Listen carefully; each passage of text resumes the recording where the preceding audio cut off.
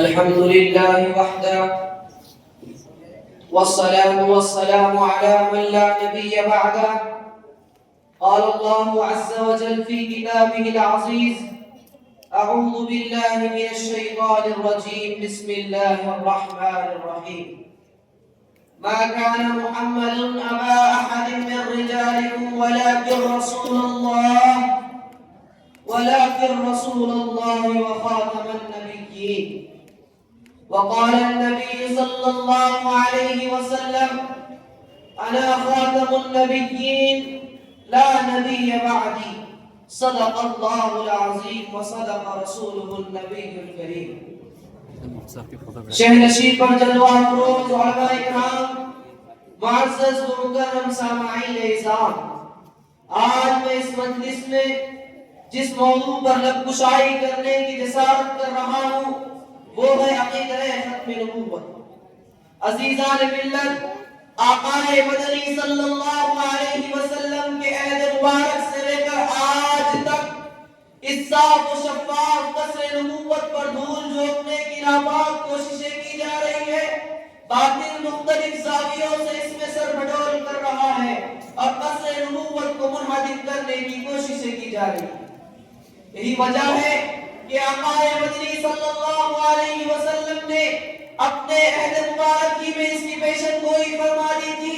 چنانچہ فرمان نبوی ہے: لا تقوم الساعة حتى يبعث دجالون كذابون كلهم يزعم انه نبی. کہ تا قیام قیامت جھوٹے جعلساز کذاب دجال مدعیان نبوت کا ظہور ہوگا.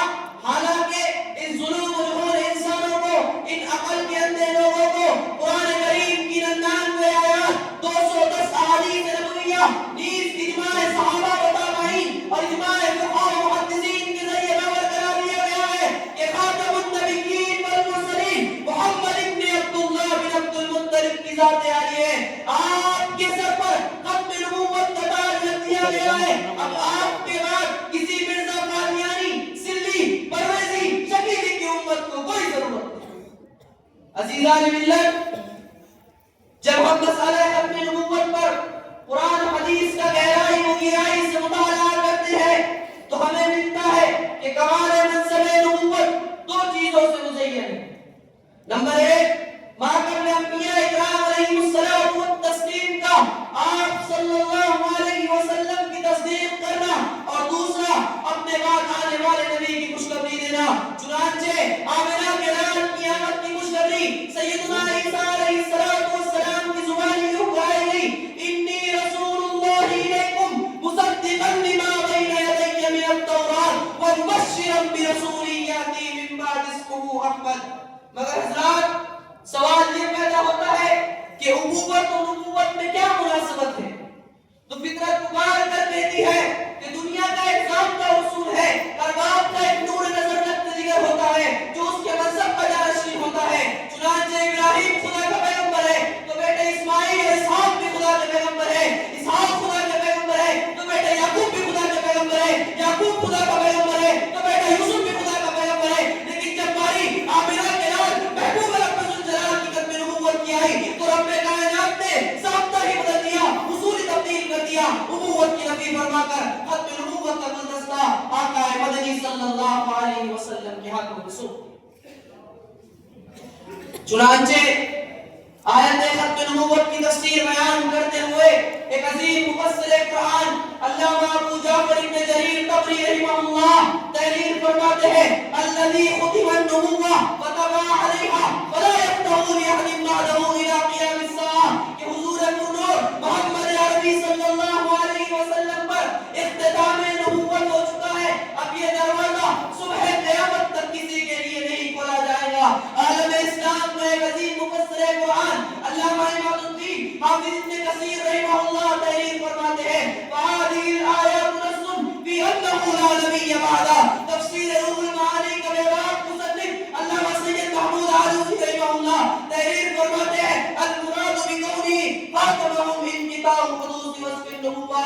آؤ میں تمہیں اس سے بھی آگے لے کر چلتا ہوں. علامہ کشمیری رحمہ اللہ کے مقال مفتی شفیع صاحب اپنی کتاب ختم نبوت میں تحریر فرماتے ہیں: امت کا سب سے پہلا اجماع صحابہ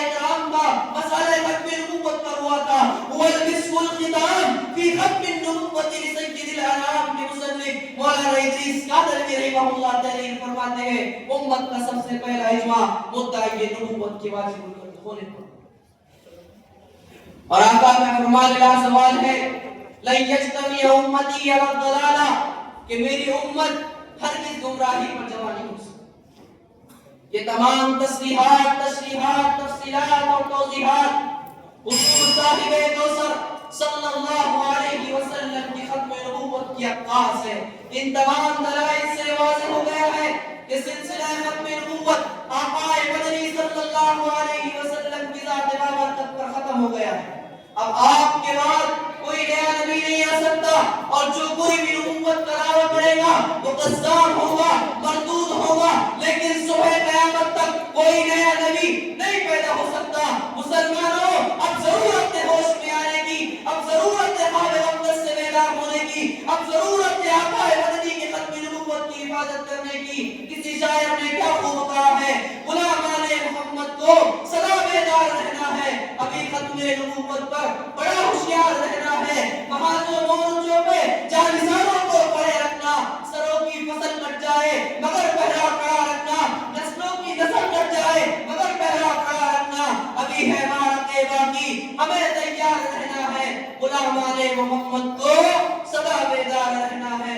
वमा अलैना इल्लल बलाग व आखिरु दअवाना अल्हम्दुलिल्लाहि रब्बिल आलमीन। साहिब नंबर 2